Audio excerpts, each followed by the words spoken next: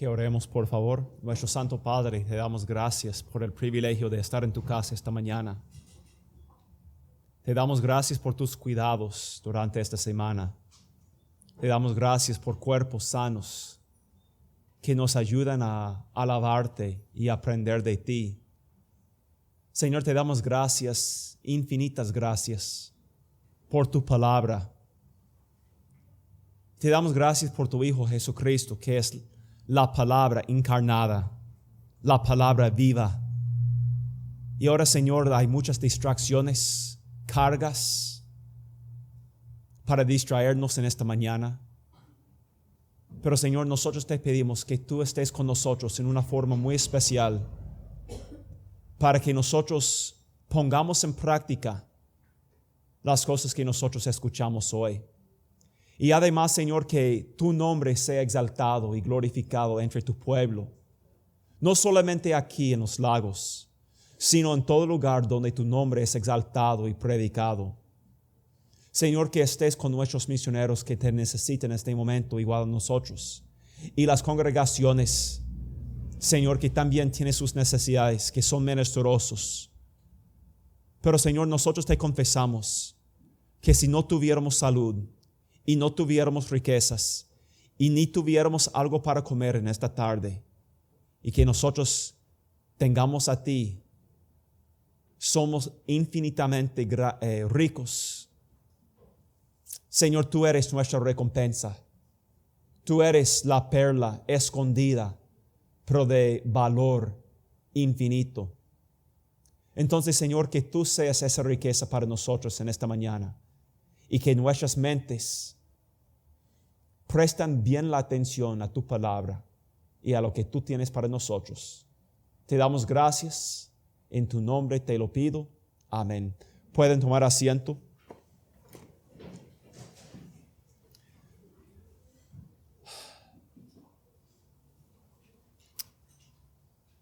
Pues yo no sé qué hacer sin Mateo 5, 6 y 7. Yo no estaba planeando predicar esta semana, pero el Señor me ha dado la oportunidad y el privilegio de predicarles. Va a ser algo como una clase de escuela dominical, les confieso, pero ojalá de mucha bendición para nuestras vidas. Nosotros afirmamos, y no es un nuevo énfasis, honestamente no es algo nuevo, pero tal vez fue algo ignorado en esta iglesia. Nosotros afirmamos dos cosas de gran importancia para nosotros. Nosotros enfatizamos que nosotros como hombres tomamos decisiones verdaderas y nosotros somos responsables por cada decisión que nosotros tomamos. Sin embargo, nosotros afirmamos que Dios no es limitado por nuestras decisiones, que Él es 100% soberano. En ninguna forma se restringe la voluntad de Dios por nosotros. La palabra de Dios es todopoderosa y siempre realiza lo que Dios quiere, siempre. Y no hay excepción, ni en la Biblia, ni en la experiencia, ni habrá en el futuro. Yo creo de todos los temas que me gusta tocar, es el tema de que mi Dios es soberano. ¿Pero por qué? ¿Por qué es tan bonito la soberanía de Dios más que el libre albedrío del hombre? Y una de las grandes diferencias es que muchas iglesias enfatizan la habilidad del hombre para ser libre. En verdad, hermanos, me gusta la idea, me gusta la verdad de que hay un albedrío más poderoso que el mío. Porque si fuera o no fuera así, no habría esperanza para mí ni para usted. Hablando de la soberanía de Dios hace un año, yo estaba con varias familias misioneras en Costa Rica Yo creo que habían como 5 familias presentes. Y yo estaba hablando del concepto de la soberanía de Dios. Y que la soberanía de Dios no es limitada. Algo que nosotros afirmamos aquí, pero para destacar que esta doctrina central y ojalá disfrutada y apreciada por nosotros, no es algo bien recibida en todo lugar, estando con 5 otros misioneros o familias bautistas. Una misionera me dijo, pero cuando usted dice que Dios es totalmente soberano, usted sí entiende que hay ciertas cosas que están fuera de la voluntad de Dios que Él no puede controlar. Y yo le dije a ella, ¿cómo? ¿Y qué? Y ella me dijo, por ejemplo, usted no quiere decir que Dios controla el número de hijos que nosotros tenemos. Y por un momento, yo me quedé atónito. Atónito por la duda y atónito por el ejemplo. En esta semana yo he estado leyendo el libro de Génesis. Y yo quiero compartir con ustedes una frase repetida. Y como yo les dije, esto no es tanto una predicación. Sí voy a predicar. Pero yo quiero que nosotros abramos nuestras Biblias, porque una frase en esta semana que nunca había estudiado antes me captó la atención. Vamos a buscar primeramente en Génesis 17. Génesis 17, versículo 2. Que tengan las Biblias abiertas.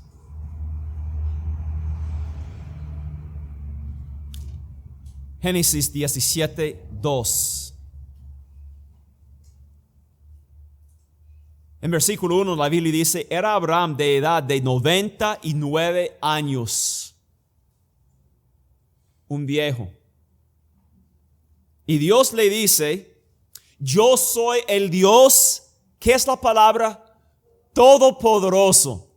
Y Abraham, para que tú sepas que yo soy el todopoderoso Dios, versículo 2, pondré mi pacto entre mí y ti. Eso fuera aceptable para Abraham. Eso fue algo que él pudo entender. Pero Dios sigue y lo que él dice es algo que él no puede entender. Porque él dice, y te multiplicaré en gran manera. Capítulo 26, por favor, versículo 4. Esta vez estamos hablando de Isaac. Isaac, recién casado con Rebeca. Y para que nosotros nos acordemos, Rebeca era estéril. Por 20 años ellos intentaron tener hijos. Versículo 4. Multiplicaré tu descendencia como las estrellas del cielo, y daré a tu descendencia todas estas tierras, y todas las naciones de la tierra serán benditas en tu simiente. Capítulo, por favor, 28. Esta vez nosotros hallamos a Jacob. Ahora, para Jacob no era un gran problema esta promesa. Por lo menos a primera vista no nos parece un gran problema. Este hombre se casó con 4 mujeres, 2 hermanas y las 2 siervas de las 2 hermanas. Pero que leamos por favor versículo 3 y el versículo 14. Y el Dios omnipotente te bendiga, es Isaac que está hablando, y te haga fructificar y te multiplique hasta llegar a ser multitud de pueblos. Versículo 15. Ahora Dios, Jehová, está hablando con Jacob. Él está soñando y él ve, no me acuerdo cómo se dice en español, pero él ve una escalera.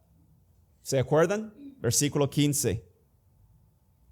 Versículo 14 primero. Será tu descendencia como el polvo de la tierra, y te extenderás al occidente y al oriente, al norte y al sur, y todas las familias de la tierra serán benditas en ti y en tu simiente. Y he aquí, yo estoy contigo. Qué interesante estas promesas. En Mateo 16, versículo 18, Cristo destaca algo parecido cuando Él dijo, yo edificaré mi iglesia. Qué interesante.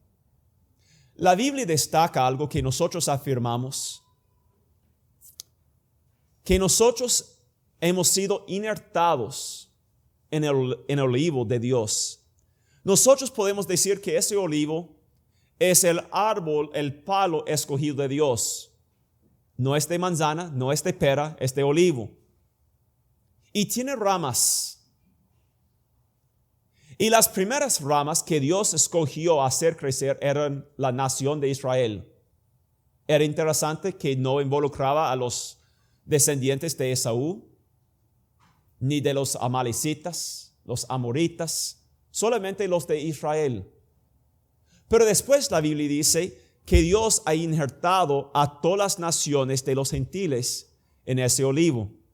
Estas cosas son importantes para nosotros porque a veces nosotros nos desanimamos cuando testificamos a nuestros familiares, a nuestros vecinos, cuando invitamos a las personas a la iglesia y no vienen.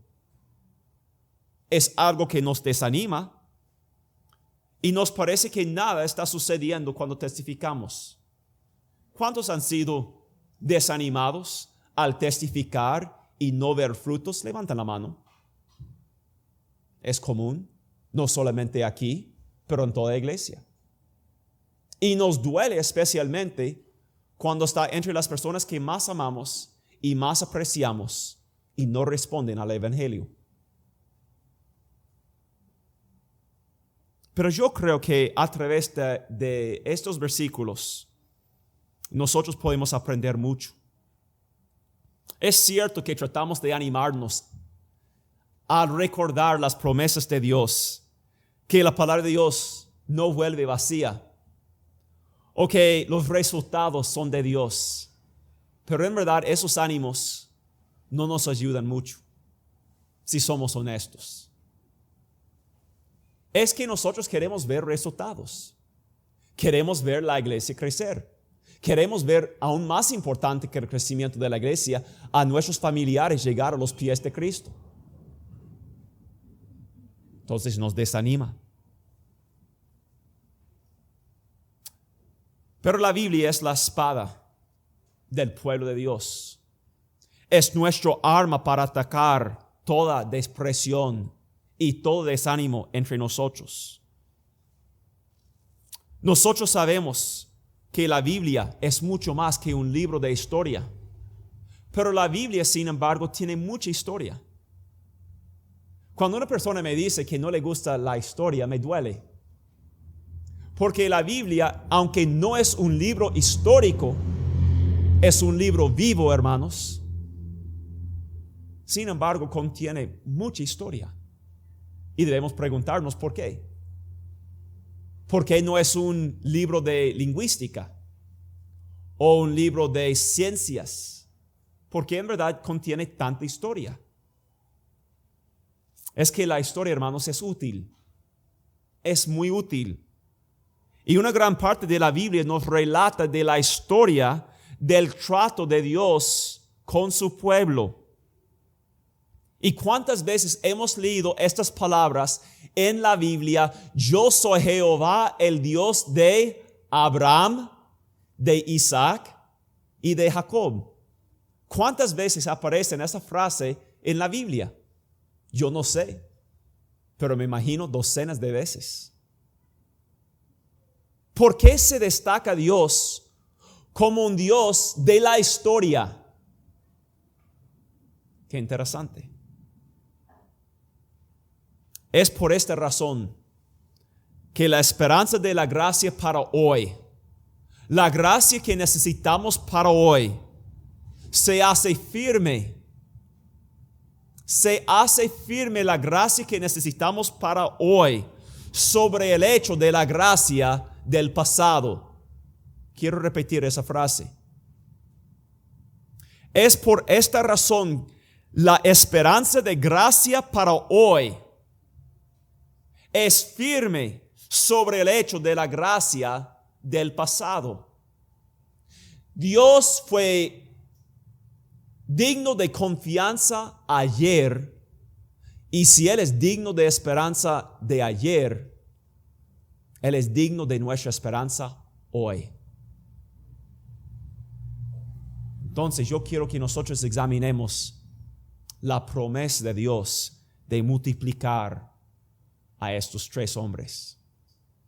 Porque nosotros vamos a ver en unos momentos que la promesa de Dios de multiplicar la simiente de Abraham, de Isaac y de Jacob era humanamente imposible. Que hablemos entonces de esta promesa. Génesis 12, por favor. Génesis 12. Versículo 1. Pero Jehová había dicho a Abraham: vete de tu tierra y de tu parentela y de la casa de tu padre a la tierra que yo te mostraré. Y haré de ti una nación grande, y te bendeciré, y engrandeceré tu nombre, y serás bendición. Bendeciré a los que te bendijeren, y a los que te maldijeren maldiciré, y serán benditas en ti todas las familias de la tierra. Y la primera cosa, hermanos, que yo aprendo es que la promesa era incondicional. Qué interesante. La Biblia empieza este capítulo de promesa con una palabra pequeña de 4 letras. ¿Cuál es? Pero. ¿Por qué dice pero? Porque capítulo 11 nos dice que Abraham fue desobediente. Dios le había dicho: Abraham, salga de aquí y sal de tu familia y sal de tu parentela. Pero ¿qué hizo Abraham? No obedeció. ¿Qué dice la Biblia? Capítulo 11, versículo 27. Estas son las generaciones de Taré. Taré engendró a Abraham, a Nacor, a Harán, y Harán engendró a Lot. Y murió el hermano de Abraham, Harán, antes que su padre, Taré, en la tierra de su nacimiento, en Ur de los Caldeos. Y tomaron a Abraham y Nacor para sí mujeres.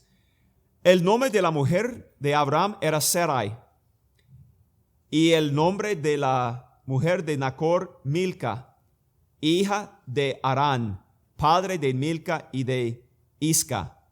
Mas Sarai era estéril y no tenía hijo. Y tomó Taré a Abraham su hijo, y a Lot, hijo de Harán, hijo de su hijo, y a Sarai su nuera, mujer de Abraham, y salió con ellos de Ur de los Caldeos para ir a la tierra de Canaán. Escúchenme bien.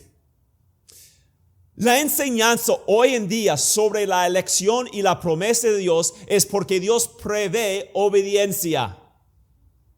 Dios escoge a su pueblo porque Él ve que nosotros responderemos positivamente.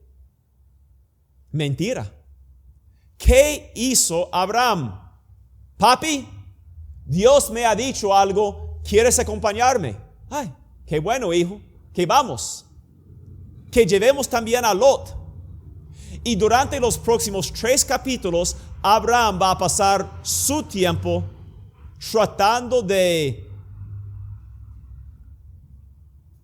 recobrarse después de haber desobedecido a Dios. ¿Se acuerdan de antes de que Dios nuevamente aparezca a Abraham, él tiene que dejar a Lot a un lado? Hubo peleas y choques entre los que trabajaban, los siervos de Lot y los siervos de Abraham. ¿Se acuerdan ustedes que Abraham se encuentra en Egipto porque hubo hambre y no hubo bendición de Dios? Hermanos, si podemos aprender algo, es que la promesa que nosotros recibimos de Dios es incondicional. Estoy hablando de ser parte del pueblo de Dios. Claro, no toda promesa es incondicional. No toda promesa es incondicional. Pero muchas promesas sí son incondicionales. Y esta promesa de hacer de Abraham y bendecir a su pueblo para que sean una gran nación eran promesas incondicionales. ¿Por qué escogió a Abraham? ¿Por qué escogió a Abraham? ¿Saben ustedes que la Biblia nos enseña que Abraham era un idólatra cuando Dios lo llamó? Era un hombre impío, que él adoraba a otros dioses y no a Jehová. Sin embargo, Dios lo llamó.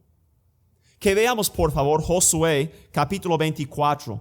Josué 24. Y en versículo 2, Josué, poco antes de morir, habla de este asunto.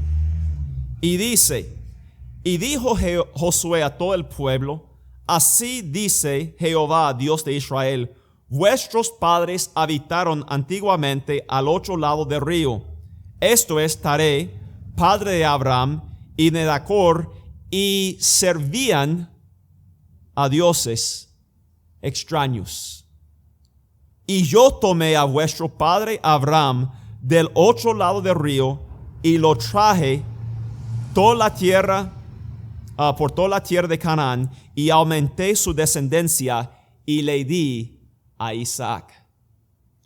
Hermanos, la promesa de haber sido escogidos es incondicional, es la voluntad de Dios, y nosotros debemos glorificarlo por haber sido tan paciente con nosotros y por darnos bendiciones a nosotros en este momento, grandes promesas, pero esas promesas son incondicionales.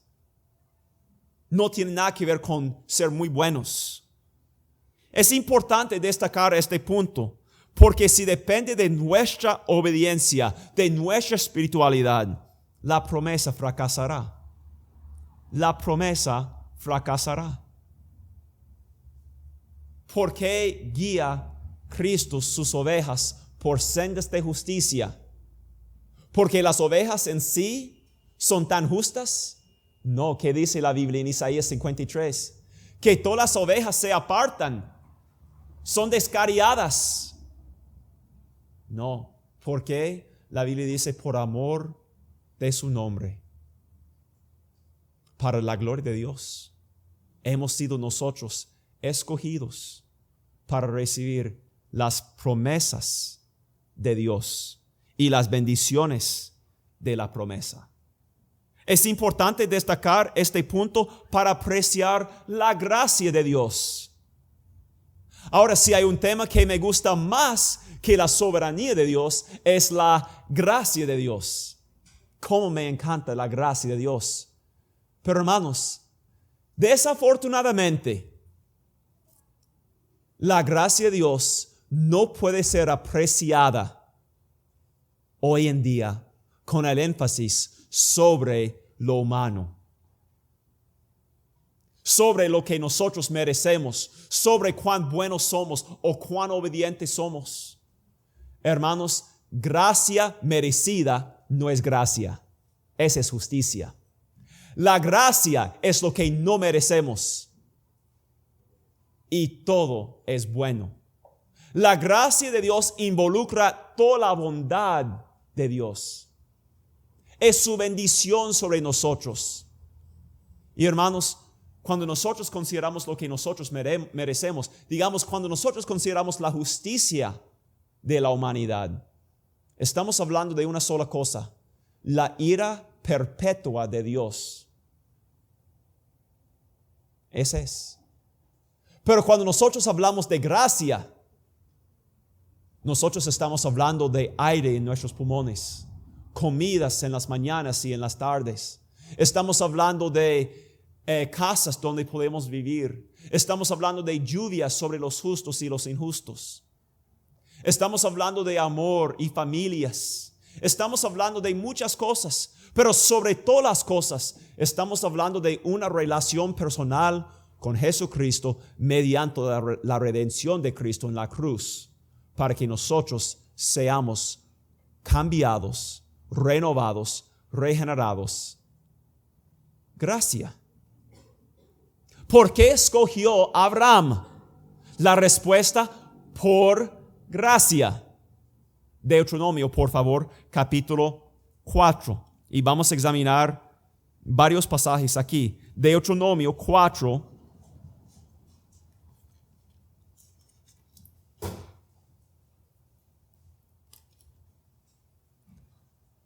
Vamos a empezar con versículo 37. Y por cuanto él amó a tus padres, escogió a su descendencia después de ellos y te sacó de Egipto con su presencia y con su gran poder. ¿Por qué gracia a ellos? Por el amor de Dios. Pero hermano, él los amó porque eran muy buenos. Pues vamos a ver, capítulo 7. Capítulo 7, empezando con versículos 6 al 8. Porque tú eres pueblo santo para Jehová tu Dios. Jehová tu Dios te ha escogido para serle un pueblo especial, más que todos los pueblos que están sobre la tierra.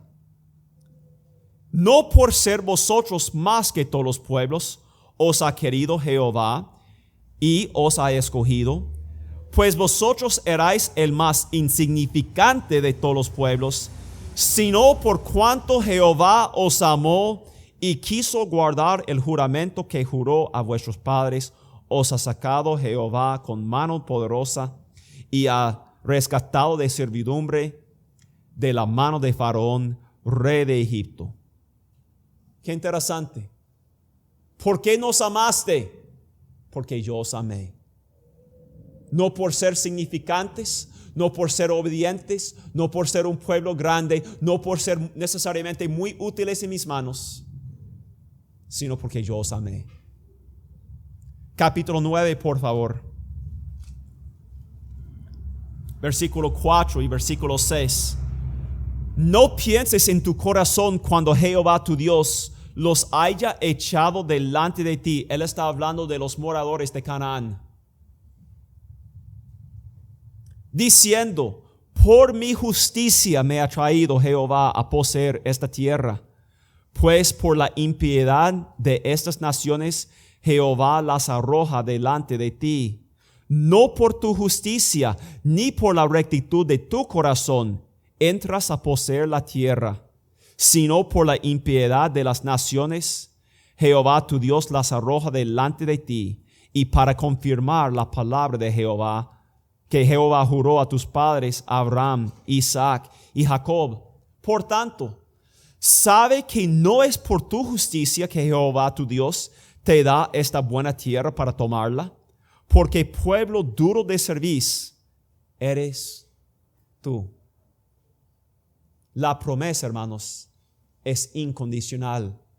Y finalmente aquí, Génesis 10, por favor, y versículo 15.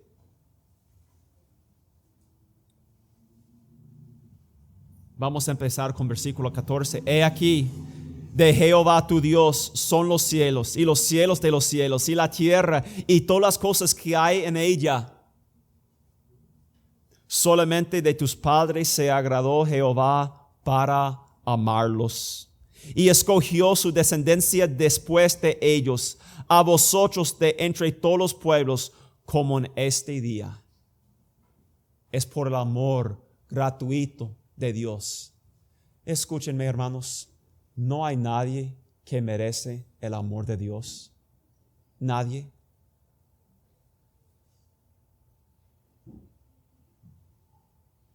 Pero Dios da promesas incondicionales. Pero aún más importante, hermanos, estas promesas eran humanamente hablando imposibles. Y es lo que yo quiero tocar para concluir el mensaje en esta mañana. Será breve. Pero hermanos, piensan sobre nuestro Dios y lo todopoderoso que Él es, y como Él es capaz de hacer milagros con su simiente. Y después veremos la aplicación. Número 1, Abraham. Abraham era viejo y Sara era estéril. Ellos tenían toda razón para dudar. Y 2 veces nosotros vemos a Abraham y a Sara riéndose por la promesa de Dios. E incluso la palabra Isaac significa risa. Porque los dos se rieron. Siempre nos acordamos de Sara. Yo no sé por qué. Pero la Biblia dice en Génesis capítulo 17 que Abraham también se rió delante de la promesa. Qué interesante, hermanos. Abraham, un viejo. Pero en Génesis 18, por favor, versículo 14. Dios nos hace una pregunta. Al escuchar la risa de Sara, Dios le hace a Abraham una pregunta. Qué bonita esta pregunta. ¿Hay para Dios alguna cosa difícil?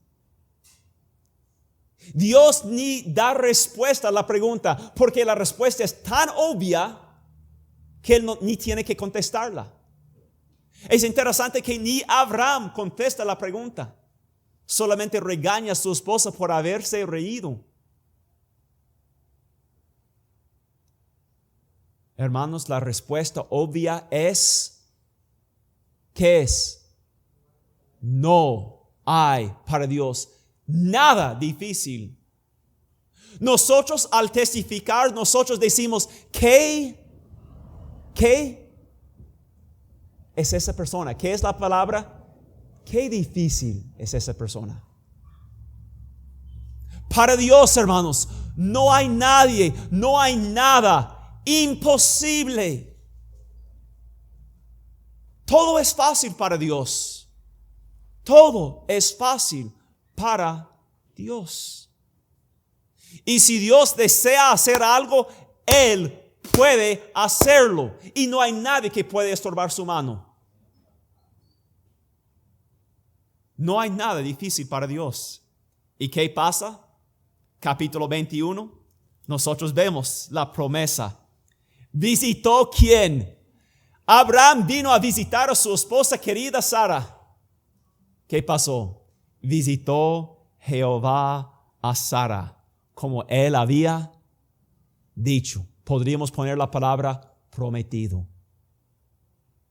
¿Y qué pasó? Versículo 2, y Sara concibió. Qué bonito. Qué bonito. Pero no fue solamente una promesa a Abraham, fue una promesa a Isaac. ¿Y qué hace Dios con Isaac? ¿Se acuerda? Capítulo 22. Capítulo 22. Jehová habla. Abraham, yo tengo una prueba para ti. Abraham, vaya a tal monte y sacrifique a su hijo. ¿Por qué obedeció Abraham? Porque él se confió que no hubo nada imposible para Dios. Hebreos, por favor, capítulo 11. Hebreos 11. Hebreos 11 y versículo 17. Por la fe, Abraham. Pero hermanos, cuando hablamos de la fe, no estamos hablando de la fuerza de uno. El padre de la fe dudaba muchas veces. Abraham sí es el padre de la fe, pero ¿cuántas veces lo vemos faltando la fe? 2 veces mintiendo respecto a la relación entre él y su esposa. Ay, Abraham faltaba la fe también. No, hermanos, no es nuestra fe, es nuestro Dios. Y es nuestra fe en nuestro Dios. Versículo 17, por la fe Abraham, cuando fue probado, ofreció a Isaac. ¿Pero por qué? Y el que había recibido las promesas ofrecía su unigénito, habiéndosele dicho, en Isaac te será llamada descendencia. Entonces, ¿cuál fue la esperanza? Versículo 19. Pensando que Dios es poderoso para levantar aún de entre los muertos, de donde en sentido figurado también le volvió a recibir. Para Abraham no era tan grande la prueba, no era tan fuerte. Él esperaba la resurrección. Qué interesante lo que Cristo dijo a los fariseos y a los judíos y a los escribas. No penséis que vosotros tenéis por padre a Abraham, porque yo os digo que aún de estas piedras Dios puede levantar hijos a Abraham. Hermanos, Dios puede crear de la piedra descendencia a sí misma. No hay nada difícil para Dios. Ay, hermanos, yo quería predicar breve y yo tengo tantas cosas. Entonces, déjame darles la conclusión y en la noche nosotros vamos a tocar estas cosas, tal vez en clase, escuela dominical. Así, todos cooperando y viendo los pasajes. Ni he tocado una tercera parte del bosquejo. Pero hermanos, déjame decirles, ¿y qué aplicación tiene esto para nosotros? Cristo dijo, yo edificaré mi iglesia. Abraham, él prometió descendencia, y en Apocalipsis él promete descendencia. ¿De quiénes? De cada lengua, de cada nación, de cada tribu. Y Cristo dijo, yo edificaré mi iglesia. Hermanos, no nos desmayemos de predicar, evangelizar, orar por nuestros familiares, vecinos, compañeros de trabajo que son inconversos. Dios puede hacerlo todo. Dios puede hacerlo todo. Y muchas veces por tener una teología equivocada, pensando que es el hombre que limita a Dios, tal vez nos desanimamos y empezamos a dejar de orar, dejar de testificar, dejar de abrir la Biblia y enseñar a nuestros familiares, vecinos, etc. Porque pensamos, su libre albedrío es tan duro. Pero hermanos, también era de Abraham, de Isaac, y especialmente cuando llegamos a Jacob, vamos a ver un personaje bien endurecido, bien, como ustedes dicen, mañoso. ¿Y qué hace? Él cambia su nombre de Jacob y lo llama Israel, un príncipe con Dios. Qué interesante. Hermanos, no nos desmayemos pues de hacer bien.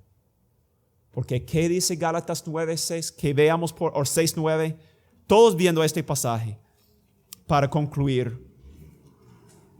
Gálatas 6:9. Puestos de pie. Estoy orgulloso de mí mismo, un domingo en la mañana predicando ni sé cuánto. Leyéndolo todos, por favor. ¿Listos? 1, 2, 3. No nos cansemos, pues, de hacer bien, porque a su tiempo, si no desmayemos. Nuestro Santo Padre,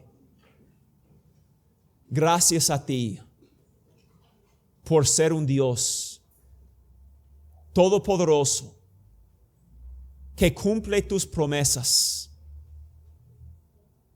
Señor, gracias por el milagro de aumentar la simiente de Abraham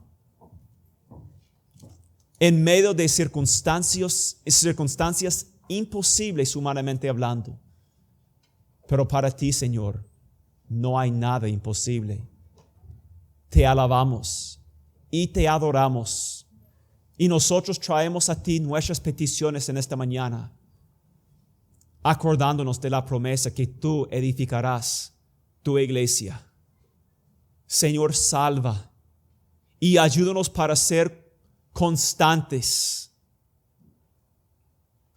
en nuestra predicación de la palabra de Dios, del santo evangelio, a nuestros familiares, vecinos y compañeros de trabajo que no te conocen, sabiendo que en el tiempo de Dios nosotros cegaremos si no desmayamos. Gracias, Señor, por poner en nosotros tanto el querer como el hacer. A ti sea la gloria y la honra hoy, mañana y hasta el día de tu Hijo Jesucristo y por toda la eternidad. Amén. Que el Señor les bendiga.